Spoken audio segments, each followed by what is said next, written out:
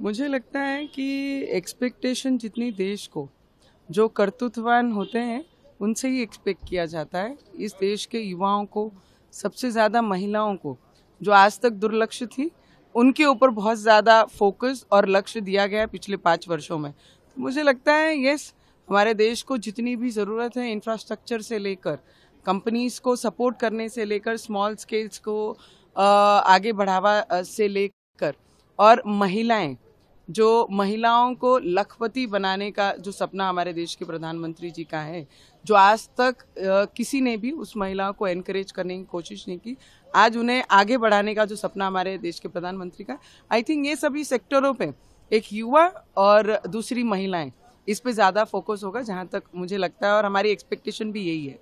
देखिए, अब ये हमारी सरकार के इस कार्यकाल का आखिरी बजट है, इंटरिम बजट है, आप सभी जानते हैं।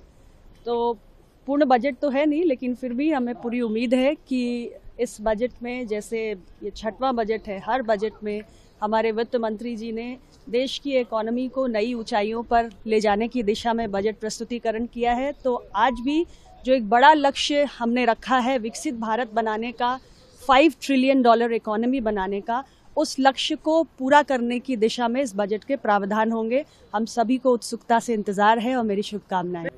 मोदी जी के कार्यकाल का नहीं, मोदी जी की सरकार का अंतिम बजट। जिस तरह महंगाई, बेरोजगारी, चुनी हुई सरकारों को गिरा रहे हैं, अब दोबारा मोदी जी लौट के नहीं आएंगे।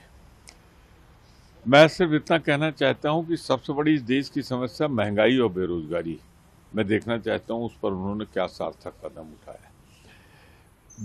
जब ये 2014 में आए थे, तब क्या था? कर्जा, अंतर्राष्ट्रीय कर्जों का बोझ वो कई गुना बढ़ गया। तो निश्चित रूप से मैं देखना चाहूँगा कि जो अंतर्राष्ट्रीय कर्जा बढ़ा हुआ है, उस पर कितना पाटा इन्होंने, कितना कम करने का प्रयास कर रहे हैं।